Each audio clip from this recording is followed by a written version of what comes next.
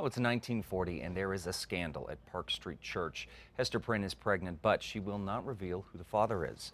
Reverend Dimsdale refuses to force the young woman to reveal her secret. The church is in upheaval, the Reverend becomes ill, and the mysterious appearance of a new doctor in town creates even more problems. It's the Scarlet Letter like you have never seen before. Here with more about Elite Dance Company's production is Ben Nolte, who plays Roger Chillingworth, along with Alex Harden, who plays Reverend Dimsdale.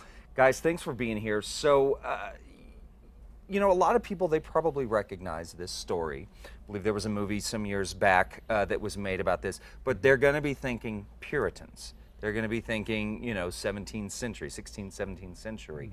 Why update it to the 1940s? Well, we wanted to change it up into the 1940s to bring it more into the future, to make it more relatable too. Because when you think of Puritan era, like, oh, they're all in their dresses and they're all uptight, and that's just really hard for us to connect with in the modern day. But we also wanted it to be in a time period that was, there was more power and authority under the church, especially with moral issues such as getting pregnant outside of marriage and such. So the 1940s seemed to fit that bill really well, but also with the 1940s, it's a really great period because there's different kinds of dance, and the costuming was really really stuck out to us, and so we thought that would be a good time period. So, as you said, leads into dance, which is, I think, the other unique element of this production of the Scarlet Letter. Is this is a dance production, so we're incorporating dance. How do you tell this story through dance? How does it come about? Sure. So actually, much like dialogue, I mean, as you know, acting, a lot of it's subtext. And so we certainly have the dialogue in the scenes, but throughout the dance pieces that the characters are doing, they're also telling a story with the subtext of their dance and the emotions that they have. So what kind of style of dance are we talking about here? Obviously, if we're going to put it in the 1940s, we're going to think maybe swing dance, and this and that. But looking at some of the rehearsal footage, and we're going to see some here in just a second, I mean, a lot of this looks like modern dance. I mean, they look like, you know, beautifully choreographed dance pieces. So how does that all fit in? You know, as we're seeing here some of the work, guys, how does it fit in terms of telling the story? What styles are we using? There's a lot of different styles. Like you said, we're doing the swing dance, which is to be expected. We're also doing like this one really rhythmic dance set to Turn Around by Johnny Lang. And we're doing it with chairs, and it's just really, really rhythmically intense. Also, we're doing a more lyric piece by Sarah Jackson Holman called Freight Train. And it's just very fluid and very lyrical in dance style. Okay. So.